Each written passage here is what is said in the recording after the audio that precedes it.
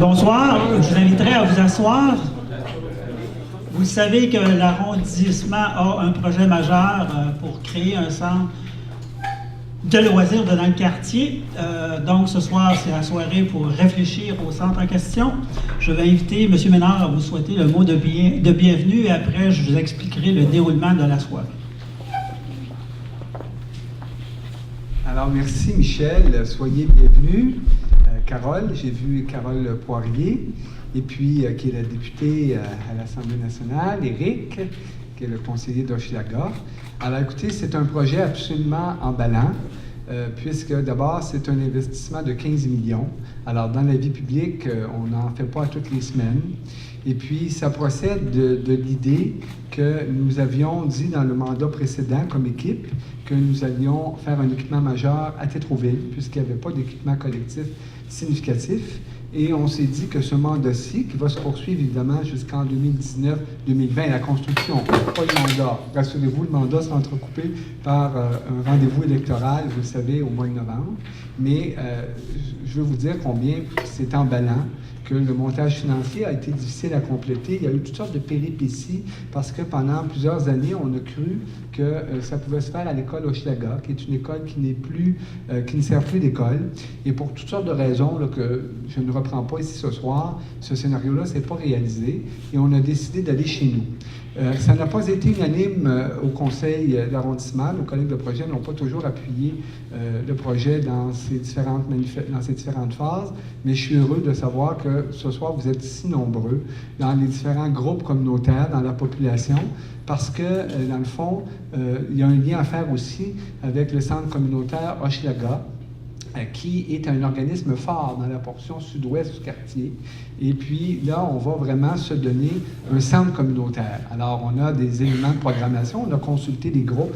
Vous êtes si nombreux, là, peut-être qu'il y aura un tour de table, je ne sais trop, mais il y a plusieurs organismes communautaires et vous serez certainement mis à contribution pour toute la question de la programmation. Et je comprends que ce soir, on veut préciser. Donc, programmation, comment vous voyez l'optimisation du site et comment vous voyez toute la notion de développement durable. Et vous le savez, le site y est choisi, ça va être chez nous. Donc, à côté, dans les stationnements, en fait, de l'aréna Francis Bouillon, et un bel édifice, là, 30 000 pieds carrés. Alors, si tout va bien, ça devrait être livré au début de 2020. Et puis, je veux remercier également un certain nombre de personnes là, qui déjà sont à pied d'œuvre depuis quelques mois, parce que ça fait quand même plusieurs mois qu'on en discute. Alors, M. Denis Cyr, qui est le directeur des finances, des ressources humaines, tout ça, a travaillé très fort. Où est-il, M. Cyr? Alors, c'est notre ministre des Finances. Alors, compléter un montage financier de 15 millions, c'est pas rien. La personne, en fait, qui a été vraiment très associée à tout ce qui va être les plans, toute la réalisation, je dirais architecturale, toute la réalisation là, de l'équipement, Mme Langlois, Karine Langlois, d'Agenais. Et puis, évidemment, le directeur du service des sports, loisirs, culture, M. Jacques Savard, Daniel Savard, excusez-moi. On ne connaît pas l'avenir, mais vous n'êtes pas encore le directeur d'arrondissement. Alors, et puis, tous ces gens-là, donc, tout le monde est à pied d'œuvre pour livrer un équipement et pour faire en sorte que dans Hochelaga Maisonneuve, il y ait un véritable centre de loisirs. Alors, merci à la table, merci à Michel Leroy de nous animer. Moi, je ne pourrai pas rester toute la soirée parce que demain, on a 2 autres consultations contre cœur. On va rendre public un premier concept d'aménagement pour une frange commerciale, également l'inauguration du CRC Saint-Donat. Alors, vous voyez, on est dans un environnement et dans un arrondissement qui bouge. Il y a beaucoup de projets sur la table. Celui-là me tient particulièrement à cœur, comme petit gars de... Moi et Carole Poirier, on a un point en commun. En plus d'aimer profondément la politique, c'est que nous avons tous les deux grandi dans Hochelaga, à 3 ans d'intervalle, par exemple. Sans équipement. Alors, on connaît évidemment l'importance que ça a et c'est un projet qui nous tient énormément à cœur. Alors, merci de votre présence. Merci, M. Ménard. Donc, je vais vous expliquer le déroulement de la soirée. Il y a deux phases. Une première phase, les responsables à l'arrondissement vont présenter les grandes lignes du projet. En deuxième phase, on va travailler en atelier. Il y a 3 ateliers de travail ce soir.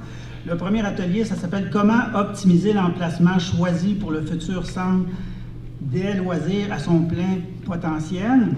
L'atelier 2 va traiter de comment imaginez-vous l'offre de services de votre centre de loisirs. Et le troisième, le titre est plus long, quels sont les éléments les plus importants à prioriser en matière de développement durable lors de l'élaboration d'un projet comme ce centre de loisirs. Pour faire la première présentation de la soirée, je vais demander à M. Denis Cyr, qui est le directeur des services administratifs de l'arrondissement Mercier-Maisonneuve, de faire une présentation générale du projet. M. Cyr. Bonsoir tout le monde. Écoutez, il y a déjà beaucoup d'informations qui ont été données sur le projet. Écoutez, puis je dois vous dire aussi que je ne suis pas juste le responsable des finances, mais le responsable de la réalisation de la construction du bâtiment. C'est d'ailleurs un projet qu'on a commencé il y a quelques mois, mais comme M. Ménard disait, le coup d'envoi a certainement été fait à partir du moment qu'on a eu une confirmation du montage financier. Montage financier qui est, si je vous donne les grandes lignes, bien sûr la majorité du budget provient de l'arrondissement, dont principalement du programme triennal d'immobilisation pour la hauteur de 8 millions. On a 3 millions qui vont être payés comptant par l'arrondissement et par la suite, il y a un 4 millions qui se rajoute par la ville-centre pour le 15 millions. Maintenant, une fois qu'on dit ça, le 15 millions, on parle d'un bâtiment de 3 étages avec une superficie de 30 000 pieds carrés. Et que je vais toujours te monter ça, excusez-moi là. Bon, ça va aller pas mal mieux. Et comme je disais, ça va mal le micro. OK. Tantôt, il y a des ateliers qui vont être faits, qui vont pouvoir amener plus de précision ou de détails au projet. Toutefois, il faut que tout de suite que je mentionne que le projet du bâtiment, de construction du bâtiment, une des vocations premières, c'est vraiment de pouvoir bien s'intégrer à l'intérieur de l'espace vert et du parc. Ça, c'est quelque chose qui va être un élément très important. Par la suite, écoutez, le gros du projet, c'est certainement qu'est-ce qu'on va voir, qu'est-ce qu'on va pouvoir retrouver à l'intérieur de ce bâtiment-là qui correspond vraiment aux besoins des organismes et des gens qui vont l'utiliser.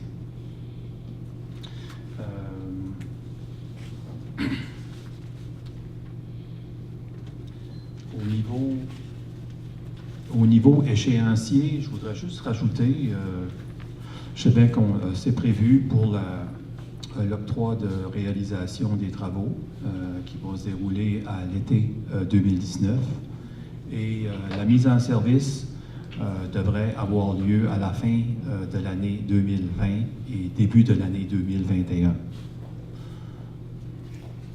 À ce moment-là, on parle au début de l'hiver 2021, le bâtiment va être en service et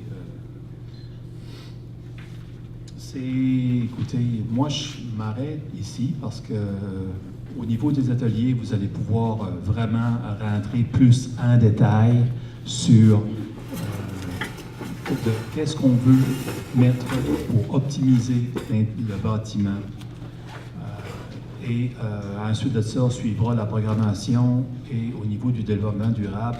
Développement durable, petit exercice qu'on va vous demander de faire, parce qu'on parle beaucoup de développement durable, puis d'avoir une certification LEED, mais il y a beaucoup d'éléments à l'intérieur duquel on peut appuyer pour avoir une certification. Et vous allez voir qu'en faisant l'exercice, que certains peuvent peser un petit peu plus fort sur un élément, mais que cet élément-là ne rajoute pas nécessairement plus de points pour obtenir une certification argent, or ou même platine. On va vous laisser faire l'exercice, vous allez voir, c'est un exercice qui va être intéressant. Écoutez, moi, je vais céder la parole à M. Savard, qui va venir vous entretenir sur le contenu et les propositions d'une programmation à l'intérieur de ce beau bâtiment-là. Alors, ce que je vais vous présenter ce soir, essentiellement, c'est un peu l'analyse des besoins ou la perception des besoins de mon équipe, de l'équipe des sports et loisirs du développement social. C'est pas nécessairement le point de départ. Et on vous présente notre vision de ce que devrait contenir le centre. Et plus tard, vous allez être appelé à élaborer votre vision. Donc, c'est un point de référence. Nous, c'est l'analyse qu'on a faite. Et on va la partager avec vous. Donc, l'idée part du fait que, clairement, dans le quartier, les locaux qui sont existants sont un peu désuets, sont non adaptés, puis qui fait qu'on a un effet assez pervers sur l'offre de service. Elle est limitée parce qu'on ne peut pas faire tout ce qu'on veut. Donc, on a des locaux qui ne peuvent pas recevoir plusieurs clientèles différentes.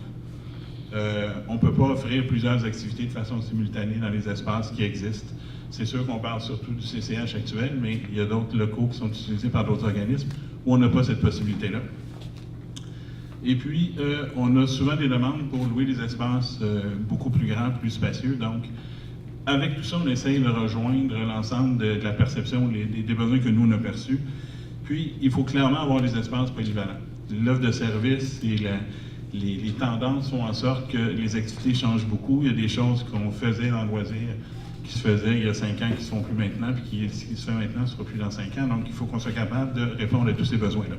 Donc, nous, on a imaginé un centre où on avait différentes fonctions qu'on souhaitait retrouver.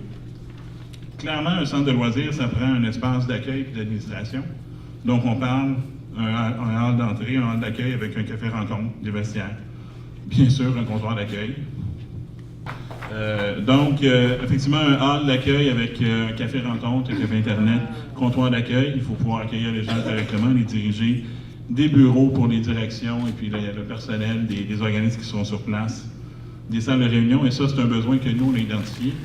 On essaie d'avoir 2 ou 3 salles qui peuvent nous permettre d'accueillir notre centre de coordination de mesures d'urgence. Donc, en quelque part, dans ce nouveau centre-là, on voudrait avoir une salle qui nous permettrait de s'installer si les autres salles sont, entre autres, dans les zones sinistrées, par exemple. Bien sûr, des toilettes hommes-femmes, une salle de premiers soins, puis bien sûr, c'est une nouvelle tendance, on met ça dans toutes nos installations de plus en plus, une salle d'allaitement. On a un secteur récréatif aussi. Il faut avoir, dans un centre de loisirs, des plateaux pour des activités. Donc, une grande salle polyvalente, capacité de 200 à 250 personnes. Donc, on est capable, entre autres, de faire des grands regroupements, des grandes activités, des repas communautaires, des soirées de danse. Cette salle-là, idéalement, va être divisible en plusieurs salles. Donc, c'est là qu'on va rejoindre la capacité de faire plusieurs activités de façon simultanée.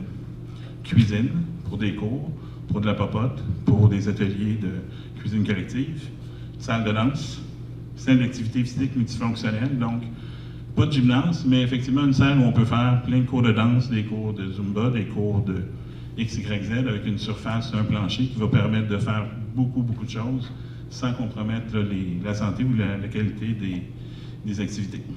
Bien sûr, vestiaires, toilettes, douches, hommes-femmes et des vestiaires familiaux. Clairement, pour nous, c'est une priorité. De plus en plus, les vestiaires familiaux, il faut permettre aux jeunes familles de facilement accéder aux activités de loisirs. Un secteur culturel, donc une salle, un auditorium polyvalent, un petit auditorium de 100 à 120 places, qui n'aurait pas nécessairement des gradins fixes, mais qui pourrait servir à plusieurs choses. Puis effectivement, différents locaux d'art avec des remises, mais aussi des points d'eau.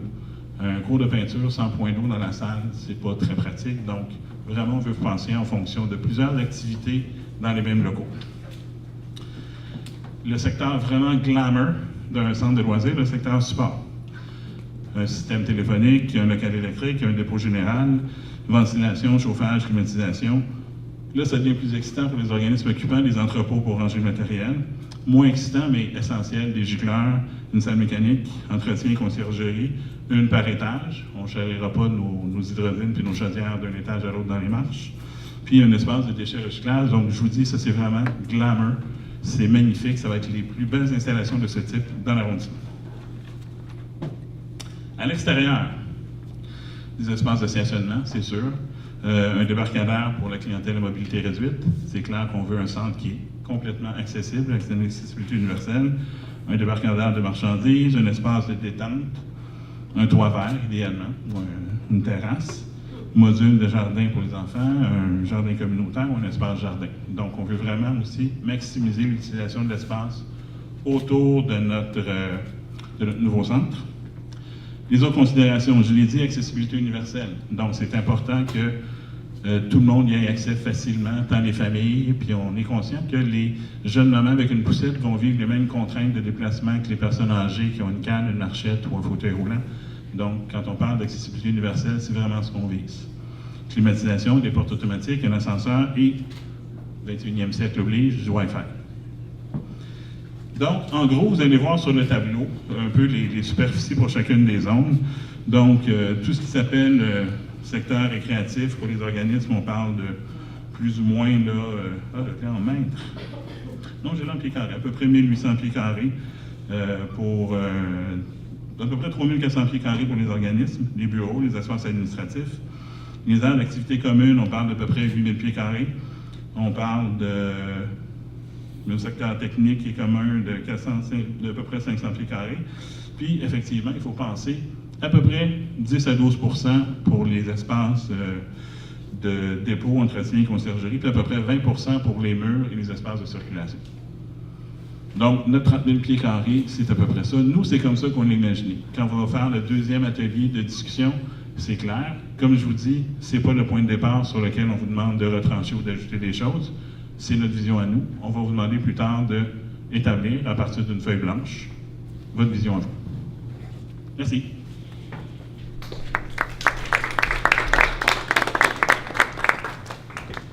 Donc, on va débuter avec le premier atelier. Je vous rappelle, les ateliers vont durer une vingtaine de minutes.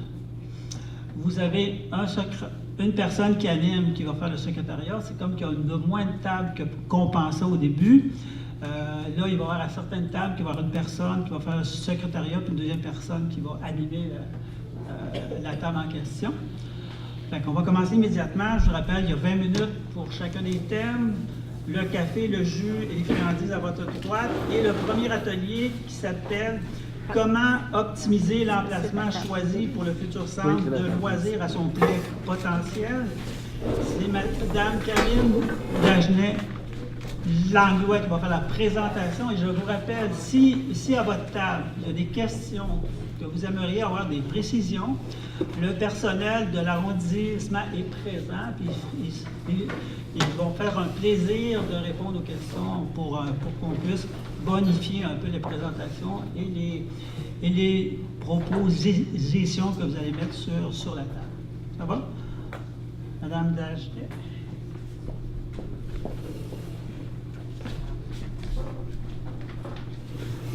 Je ne suis pas habituée de parler à un micro, donc si jamais vous ne m'entendez pas, vous me le dites. Donc ce soir pour l'atelier 1. Donc tout le monde, dans le fond, connaît un peu l'arrondissement, connaît l'aréna Francis Bouillon.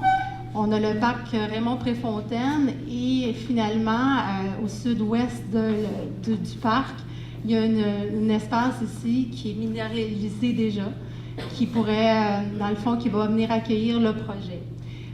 Cet espace qui est déjà minéralisé pourrait être conservé pour permettre du stationnement, puisque c'est déjà le cas. Donc, c'est les éléments au niveau du positionnement du site choisi. À proximité, ce qu'on retrouve, ce qui est un avantage au niveau du site, j'ai mon pointeur, nous avons le métro Préfontaine qui est là. Ensuite, il y a une station de Bixi qui se trouve à être ici. Puis, il y a beaucoup d'autobus qui desservent, évidemment, la station de métro, dont plusieurs sont accessibles aussi. Donc, ainsi, le projet s'inscrit, dans le fond, dans la revitalisation du parc. Actuellement, nous sommes en train de terminer le projet de l'aréna Francis Bouillon, qui, dans le fond, est un changement de système de réfrigération. On a dû agrandir l'aréna ici, c'est un espace qui a été ajouté. Mais dans le cadre de ce projet, du projet de mise aux normes, on en a profité aussi pour faire plusieurs améliorations à l'édifice. Donc, plusieurs aménagements ont été faits, le hall, les toilettes, les vestiaires, tout a été rénové. Et on en a profité aussi pour faire des installations au niveau de l'éclairage, d'animation, d'ambiance. Et aussi, on a bonifié le système de son pour le patinage libre artistique. Donc, on en a fait une installation un petit peu au goût du jour. Il y a aussi un projet de la pataugeoire qui est prévu, la mise aux normes. La pataugeoire qui est ici, qui est prévue dans les prochaines années. Donc, le projet s'inscrit là-dedans. En plus des projets qui sont dans le parc, on a aussi des installations qui se trouvent ici. C'est des modules de jeu. On a un parc de planches à roulettes. Il y a un terrain de baseball, évidemment. Et on a plusieurs, si on le voit un petit peu ici aussi, on a plusieurs espaces verts aussi dans le parc qui n'ont pas vraiment de fonction en ce moment. Dans le parc aussi, ce qu'on retrouve, il y a beaucoup de sentiers de circulation qui relient les différentes installations et activités dans le parc.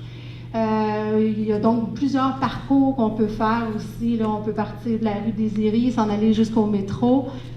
Je me disais avec le pointeur. Et on peut aussi se promener vers la pataugeoire, de la pataugeoire aller au parc des planches à roulettes. Donc, il y a vraiment plusieurs parcours circuits dans le parc. Au niveau de l'urbanisme, dans le fond, ce qu'on prévoyait, c'était faire probablement le prolongement de l'alignement du zonage au niveau institutionnel et juste dans le fond, l'enligner ici pour pouvoir permettre l'installation du nouvel édifice.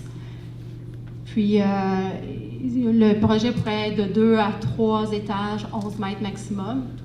Et au niveau de la situation, sur la rue Rouyn, c'est des commerces, puis la rue Moreau, c'est du résidentiel 3 étages. C'est un peu le portrait. Donc, on a un site qui a plusieurs opportunités, qui a plusieurs avantages. On aimerait connaître vos idées et vos priorités au niveau de l'aménagement. C'est pourquoi qu'on pose la question aujourd'hui, ce soir, comment optimiser l'emplacement choisi pour le futur centre de loisirs à son plein potentiel? Ce serait le thème du premier atelier qu'on va vous inviter à discuter. Merci. J'inviterai les animateurs à se présenter à votre table respective et initier la discussion. Je vous rappelle, vous avez une vingtaine de minutes. Il n'y a pas de censure. Donc, il faut qu'on collecte le maximum d'informations que vous pensez pertinentes de développer ici. Bonjour, je m'appelle Yann, je travaille à la table de quartier chez la Maisonneuve. On va faire peut-être un petit tour de table avant de commencer. C'est moi qui vais animer aussi les ateliers ce soir. La première question, bon, c'est comment utiliser l'emplacement choisi pour le futur centre. Ça peut être assez large. Peut-être M. Lénard va y répondre. Je me demandais qu'est-ce qui arriverait du stationnement de l'aréna. On va en prévoir quand même. Il va toujours y avoir des Il va y en avoir, mais beaucoup moins. Puis à ce moment-là, ça veut dire que le stationnement serait dans le parc actuel, occuperait une portion du parc actuel? Non, pas nécessairement. Mais pour agrandir, il va falloir 23 à 4 ans. Le dernier chiffre que j'avais vu pour le stationnement, c'était une trentaine. De place. OK. Il n'est pas restauré, il n'est pas établi. Je pense que je vais faire du pouce avec ce que tu dis. Parce que ça nous fasse une vision.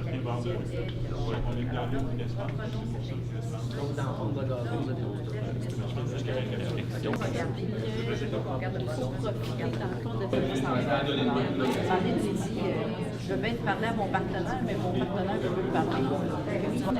Donc, on a prévu un petit retour en plein air. Chacun des animateurs des ateliers. Je sais que souvent, la discussion peut s'étirer jusqu'à demain matin sur certaines personnes autour des tables. J'en connais quelques-uns qui pourraient parler pendant des heures et des heures.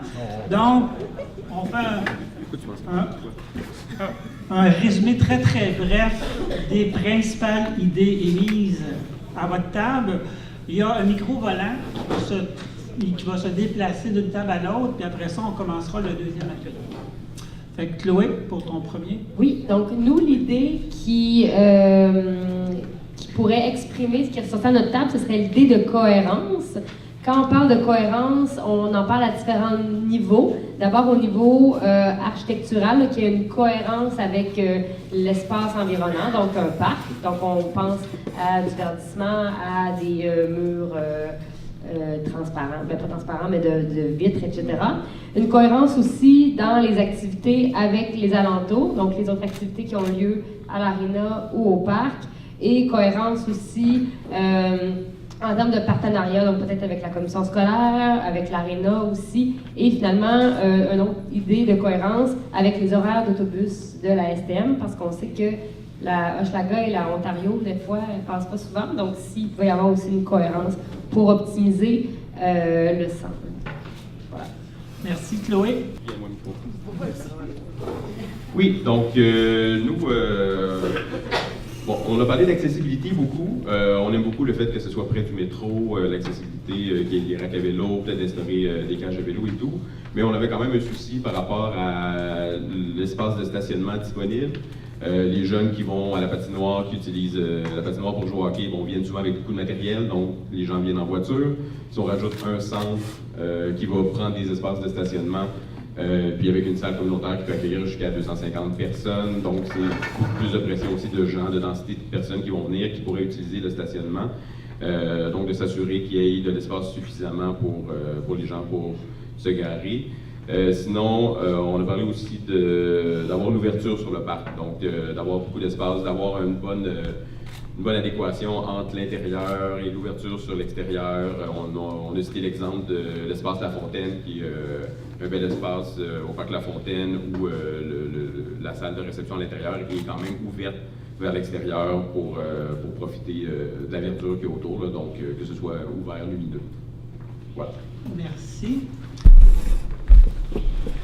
Alors, à notre table, bon, je ne répéterai pas certains éléments qui ont déjà été nommés, mais on a parlé aussi, oui, de l'enjeu du stationnement, que l'Arena amène déjà beaucoup de relations entre les soirs et les fins de semaine, et si on réduit le stationnement avec une nouvelle infrastructure, ça pourrait causer peut-être un problème.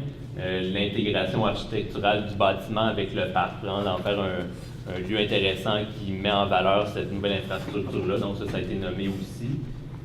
Et peut-être idéalement aussi d'avoir une infrastructure peut-être plus commune avec l'aréna, si c'est possible. Là, c'est un bâtiment qui existe, mais de trouver quelque chose qui unit un peu ces deux bâtiments-là. Mais je dois reporter aussi un autre propos qui a suscité comme une discussion, c'est même si la question était de comment optimiser l'emplacement, on a aussi une discussion à notre table à savoir est-ce que le choix du site était optimal. Il y a eu des discussions à savoir est-ce qu'un site plus au sud pour desservir davantage les familles du sud-ouest du quartier, qui est un secteur plus densément peuplé. On a eu cette discussion-là, donc c'est une question ouverte qui débordait un peu du cadre de la question, mais qui suscitait un débat quand même à notre table. Merci, Nicolas. Alors ici, une des grosses idées qui est ressortie, c'est vraiment de faire un parc et non pas seulement un bâtiment, et de l'interconnecter avec tous les modules qui sont dans le parc, que ce soit le skatepark ou le bâtiment de l'Arena Francis Bouillon, et pour que ce soit vraiment interconnecté et peu importe où on est dans le parc, on sache que ce soit un projet global. L'autre grosse idée, c'était le stationnement et un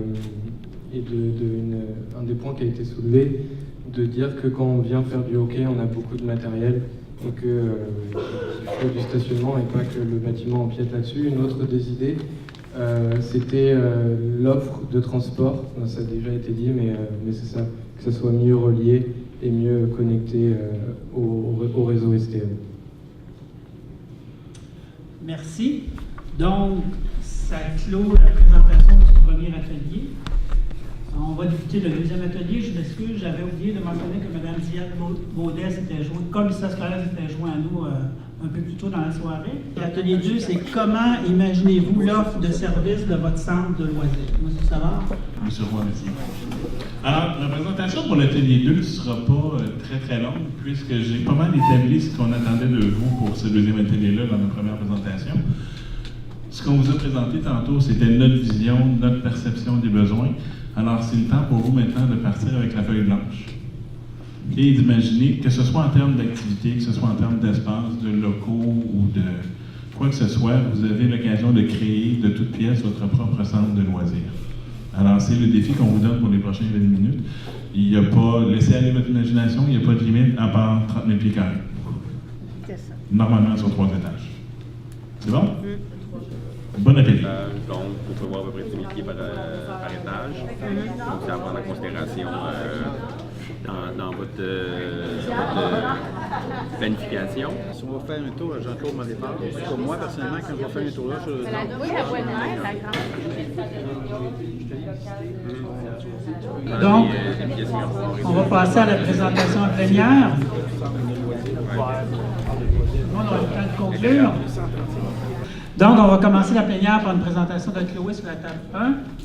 Oui, donc nous, l'idée qui résume notre discussion, ça serait la polyvalence et que l'offre de service soit adaptée à toute une gamme de réalités.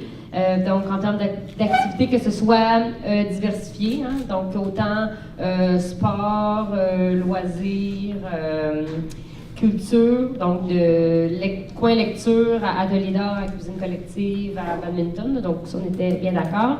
Que l'espace soit polyvalent, donc modulable, et un must, ça serait un gymnase qui peut se diviser de différentes façons, et aussi que ce soit abordable, intergénérationnel et inclusif au niveau de l'offre de service. Voilà. Merci Chloé. Yann? Merci beaucoup.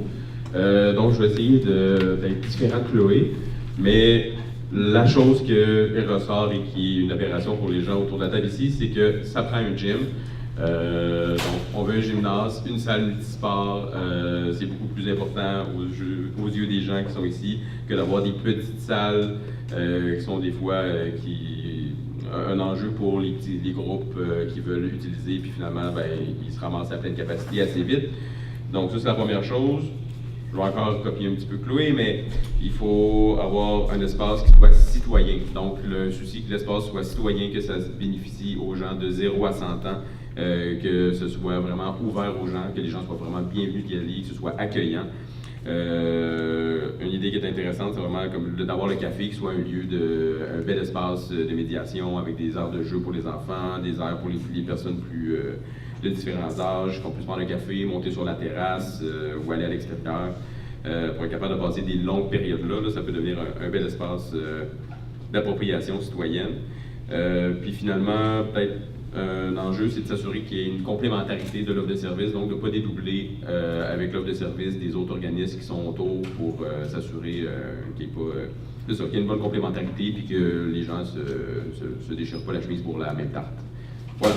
Merci Yann. On va passer la parole à Nicolas.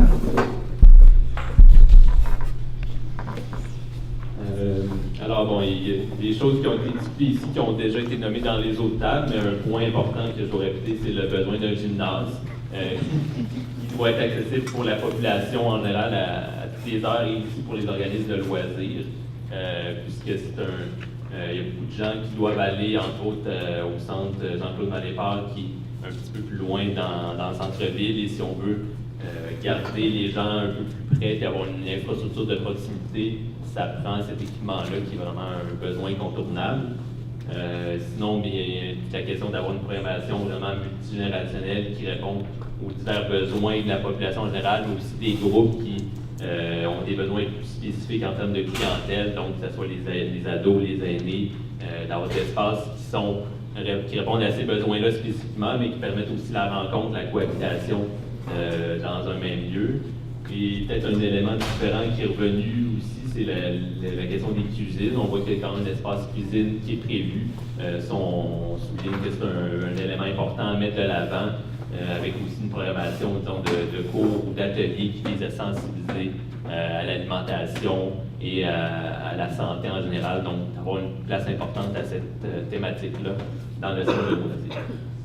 Je vais être obligé de me répéter les mêmes choses que les tables ont dit un petit peu, mais les gens autour de la table ici se demandaient pourquoi il n'y avait pas de gymnase d'inclus finalement dans le projet. C'était quelque chose, c'est la première chose que les gens ont mentionné. pourquoi il n'y a pas de gymnase? Mais vous savez que j'ai réveillé des gens.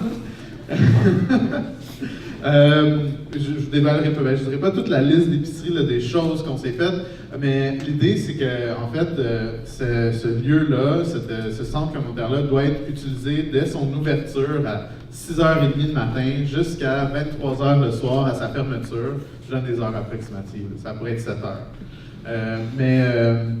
Qu'il y ait une offre de service en conséquence, donc qui répondent à différentes tranches de population, que ce soit les aînés, les jeunes enfants, les CPE, les écoliers quand ils finissent l'école, les adultes le soir par exemple. Donc, qu'il y ait une offre de service qui répond vraiment à ces besoins-là.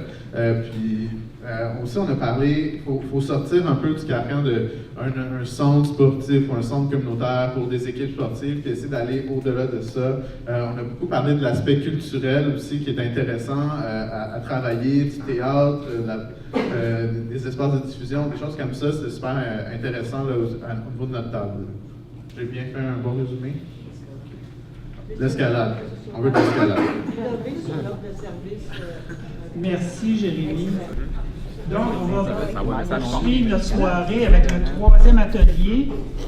Le troisième atelier, je vous rappelle, le titre, c'est « Quels sont les éléments les plus importants à prioriser en matière de développement durable lors de l'élaboration d'un projet comme ce centre de loisirs ». Il va y avoir une présentation brève faite par Karine Dagenet-Langlois. Pour le troisième atelier, nous allons parler de développement durable. C'est un mot qui est très tendance, très populaire. En fait, c'est un courant, même au niveau des bâtiments, de plus en plus, on va voir des projets qui vont être certifiés, soit LEED, soit BOMOBES, soit toute autre certification. Dans la Ville de Montréal, c'est doté d'une politique de développement durable aussi pour ces bâtiments. Et dans la politique, ce qu'on exige, en fait, c'est un projet qui va être certifié LEED Or. Donc, une certification LEED Or avec des efforts minimums qui sont demandés pour la gestion des déchets, la possibilité d'une toiture verte, de l'énergie renouvelable à 10%, des infrastructures pour favoriser tout ce qui est l'utilisation des vélos. Donc, on parle de douche, casier, vestiaire et support à vélo, et la gestion efficace de l'eau. C'est quoi la certification LEED? En résumé, pour faire ça court et simple ce soir, parce que le but n'est pas de vous rendre tous des experts en certification LEED, mais bien juste de comprendre un peu le processus. C'est un système de notation des bâtiments écologiques. Ça a été créé aux États-Unis, c'est internationalement reconnu et il y a une adaptation qui a été faite pour le Canada. Ce système aide à la conception des projets et à leur évaluation. Donc, nous, on parle d'une certification, LEED Or, donc on a besoin au niveau de la notation des points, des crédits qu'on va aller chercher, de 60 à 79 points pour pouvoir atteindre la certification. Donc, la certification LEED Or, c'est quand même la troisième la plus élevée au niveau des points à aller chercher. Donc, dans la façon de procéder, en fait, pour être certifié un projet, il doit respecter des conditions qui sont obligatoires, qui sont préalables. Puis par la suite, ils doivent accumuler des points dans les divers champs. Puis, les critères d'évaluation, ça inclut le choix de l'emplacement, les aménagements écologiques, l'efficacité de la consommation d'eau, l'efficacité énergétique, l'utilisation de matériaux de provenance locale et leur réutilisation, la qualité des espaces intérieurs et autres, qui est l'innovation et tout. Ça, je vous demanderais, dans le fond, pour l'innovation, si vous avez des idées d'innovation au niveau de développement durable, au niveau qui serait bien intégré dans le bâtiment, on pourrait l'ajouter, on pourrait sortir des idées, ça serait intéressant. On pourrait peut-être aller chercher des points supplémentaires pour des idées innovantes qu'on ne revoit pas dans tous les projets. Donc, dans la grille, rapidement, si on peut l'expliquer, là, on va vous demander de positionner 60 points finalement pour aller chercher le minimum de points pour la certification LEED Or dans les divers champs que je vous viens de vous énumérer. Dans chaque champ, il y a des sous-champs auquel, à droite, dans la colonne, c'est le maximum de points qui est accordé, qu'on peut aller chercher pour le thème. À gauche, on met le nombre de points qu'on veut aller chercher, nous, qu'on décide d'aller chercher. Puis, il faut que le total fasse 60 pour aller chercher la certification. Donc, dans le fond, moi, ce que je vous inviterais, c'est de remplir ensemble, par table, les champs où vous voulez mettre des points, qu'est-ce qui est important pour vous, dans le fond, dans la certification, où vous voulez qu'on mette des efforts pour en faire un bâtiment qui va être, oui, certifié LEED, mais qui va aussi répondre aux besoins des usagers. Il y a des termes qui sont des fois pas faciles à comprendre, ou peut-être pas tout le monde qui va pouvoir. C'est sûr qu'il y a des termes qui sont peut-être moins importants pour vous de toute façon, parce que c'est pas quelque chose qui nécessairement va venir vous toucher. Mais si vous avez des questions, je vais être disponible pendant les discussions pour pouvoir répondre à vos questions. Donc, aussi pour le sujet de conversation, ce qu'on va vous demander, c'est quels sont les éléments les plus importants pour vous à prioriser en matière de développement durable lors de l'élaboration d'un projet comme ce centre de loisirs.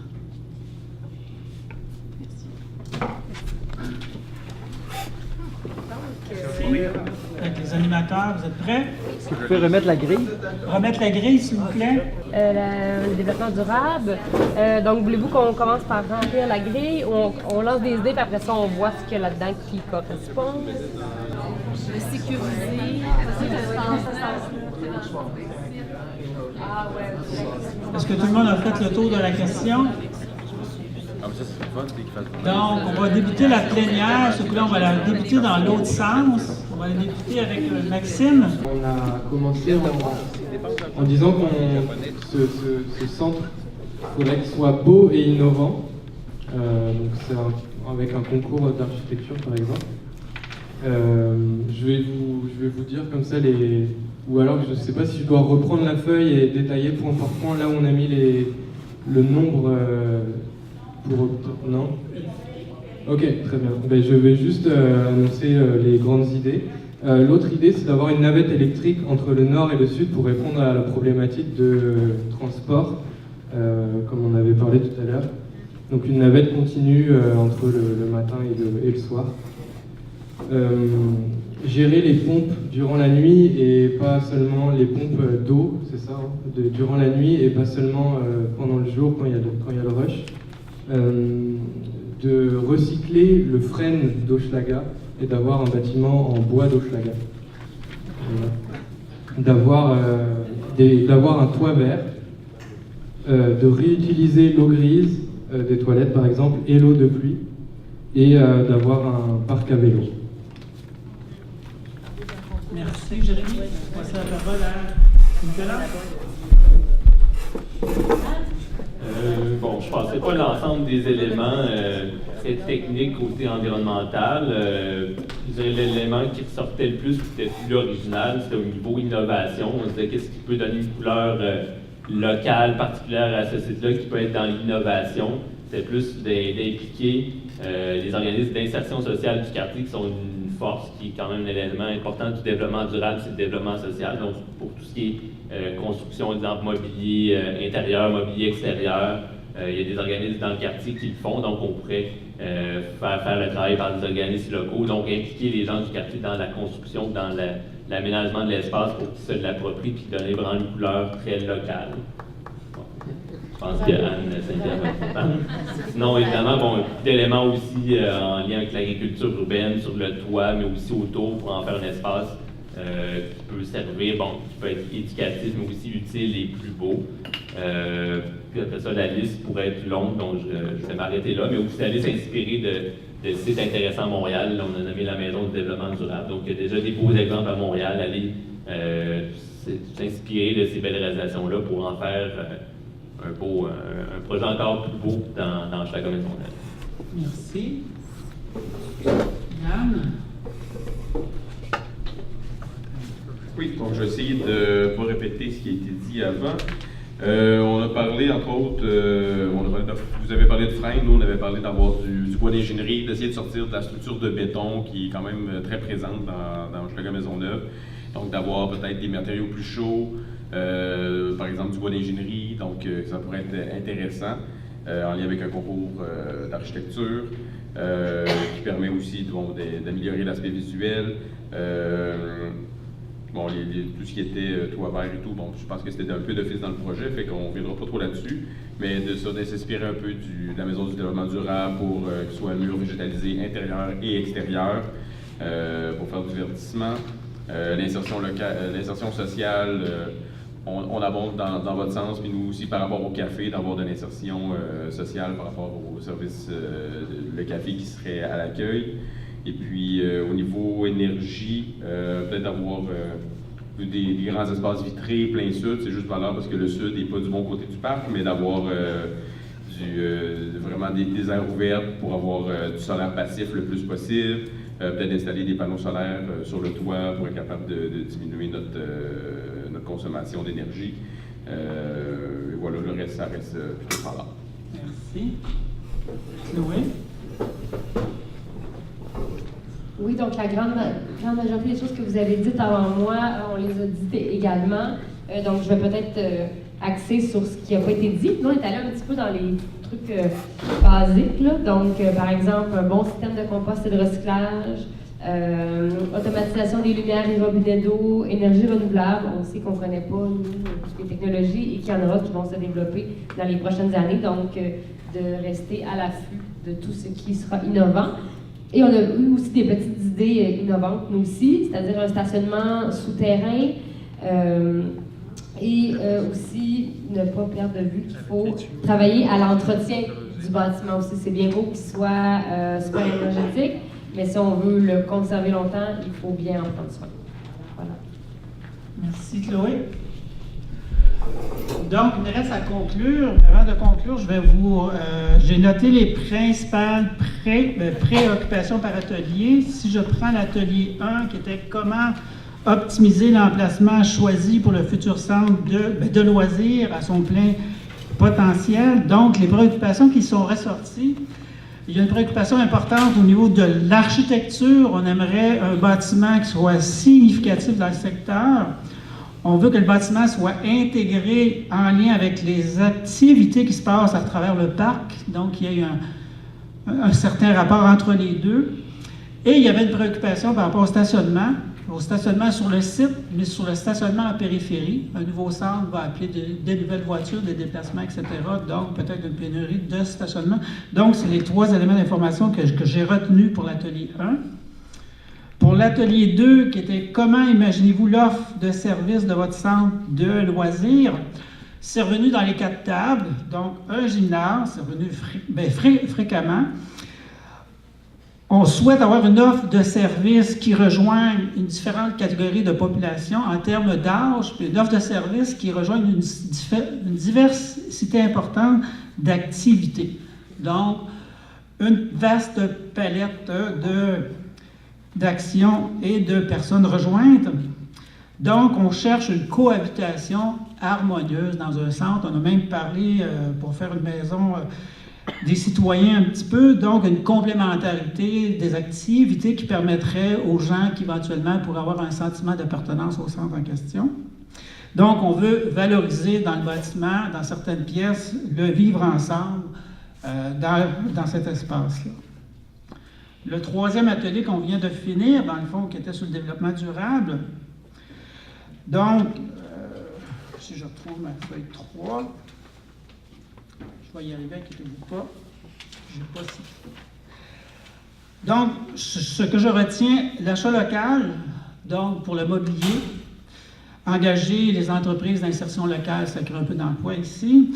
À la fois à l'intérieur du café aussi, donc on pourrait engager des personnes en entreprise d'insertion.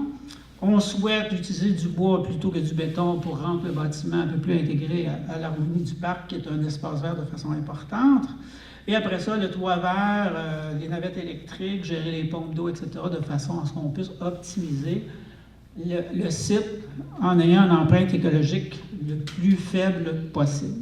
Voilà, ça résume un peu les grandes idées qui ont émergé des trois ateliers.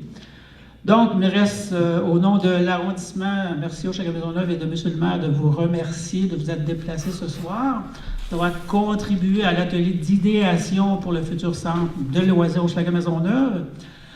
La suite, il y aura un rapport d'écrit et le rapport sera déposé et présenté à l'automne prochain. Fait qu'il me reste juste à vous souhaiter un bon retour à la maison. Merci.